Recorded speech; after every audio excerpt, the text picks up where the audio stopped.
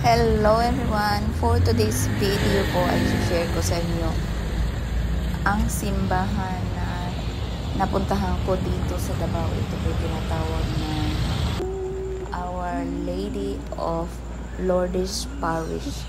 Ito po ay matatagpuan dito sa Bangkal. Pangalan po na lugar ay Bangkal, Davao City. Nakaka-amaze po talaga. Kita nyo naman sa pagpasok ko pa lang, yan na po yung bumungad sa akin. Tapos ayan po yung kanyang kabuuan. Sa harap pa lang po yan. Tapos meron po siyang extension sa bawat side. Napakalaki po ng church at napakaalwan. At sa palagay ko po ito'y bagong gawa.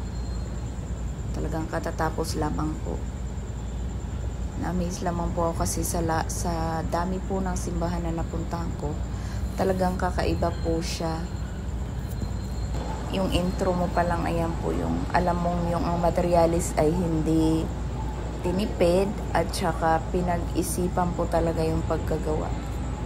Yan po, papasok ka pa lang kasi napaaga po ako doon, so nakapag-video po ako saglit habang hindi pa po nagsisimula yung mass.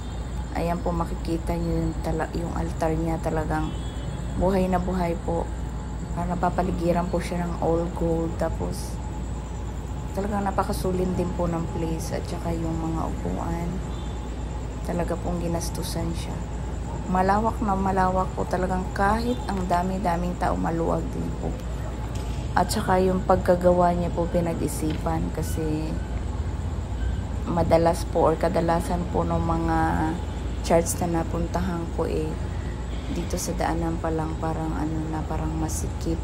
Tapos yung agwat ng upuan, pag po dumadaan yung mga nagsisimba din po na papasok sa loob, kasi yung ugali natin, alam nyo na, pag umupo tayo dito sa tabi tapos may pumasok, hindi tayo uusog, kundi papasukin natin sila sa loob.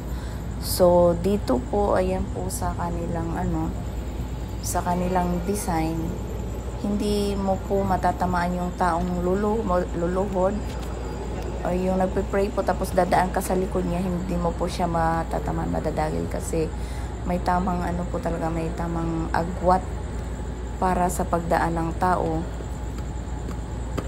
kung ito may nagdadasal or kung siya man po ay papasok at uupo. So ayan po sa kanyang side, sa magkabilang side, talagang ang ganda po talaga ng pagkagawa.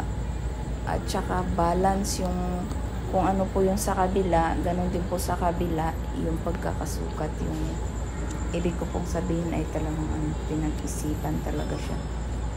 Ayan, tapos yung mga materialis nila talaga kamangha po talaga, yung walang walang kung paano yung hindi ba itinago yung kwarta ng simbahan, talagang iginastos po. Tsaka tingnan niyo po yan sa may altar, nababalutan siya ng pure gold.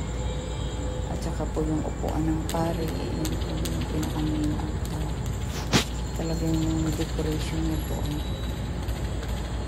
hindi mo basta iba po talaga, kakaiba siya sa mga napuntahan ko. Simpleng elegante po yung dating po yung altar. Nakakamangha. Yung po ni Mama Mary, talagang hindi siya maalikabukan kasi naka-glass yan. Naka-glass po yan lahat.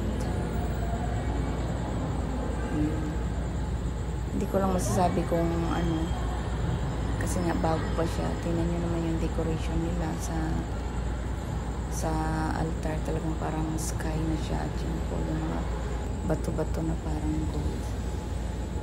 So ayan, kahit po siguro kayo hindi nyo pa nakita yung ganitong din disenyo ng pagkagawa. Talagang kakaiba, hindi kinopya, pinag-isipang mabuti, ginastosang mabuti. Yan po yung pagka-term. Yan po yung ating rebulto ni Papa Jesus. Talagang buhay na buhay niya siya doon sa taas, at malaki siya, hindi yung doon lang po siya sa dulo. Nakakabilib po talaga yung in charge nito o yung gumawa nito or kung sino man po yung namamahala dito sa lugar na to. Papasok po siya sa Bangkal. Yan Kita niyo naman po yung mga upuan, talagang hindi ka po magdadalawang isip na umupo kasi napakalinis, napakaalwan. Tapos yung kulay niya pinag-isipan din po. Hindi siya yung common na makikita natin sa mga simbahan na pinupuntahan natin. Talagang kakaiba po siya. So ayan po, nagpapasalamat po ako sa Diyos. Kahit hindi po ako taga rito, ay dinala niya po yung mga paa ko dito sa simbahan ito. Tsaka before pa lang po mag-Sunday, pinag-isipan ko na po talaga na sinabi ko na din po talaga sa sarili ko na magsisimba ako kasi nga po mga ilang linggo din ako hindi nakapagsimba dahil sa kabisihan. At yun nga po, minsan nagsisimba ako sa amin. Hindi po ako makaupo, kaya hindi po ako makakonsentrate. Gusto ko po pag nagsimba ako talaga nasa harap ako ng altar, yung kahit pang-5, pang-4 na na upuan ako, yun po talaga yung gusto ko pag nagsisimba ako, para po yung naisa sa puso ko po talaga yung sinasabi ng Father. So ayan, at dahil nga po kayo manghang-mangha, madami po akong take na pictures. Nag-selfie na nga din po ako dyan kasi nga po nasa harap ako at napaaga naman ako. 4:30 po yung yung mas na maaatinan ko. Tapos alas 4 pa lang po nandyan ako. Kasi sabi po nung napagtanungan ko, 4 daw po yung start ng mas sa hapon.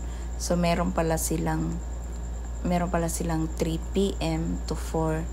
So nung dumating po ako ng 4, di pa po nagsimula. So yan lang po. Thanks for watching. God bless us all.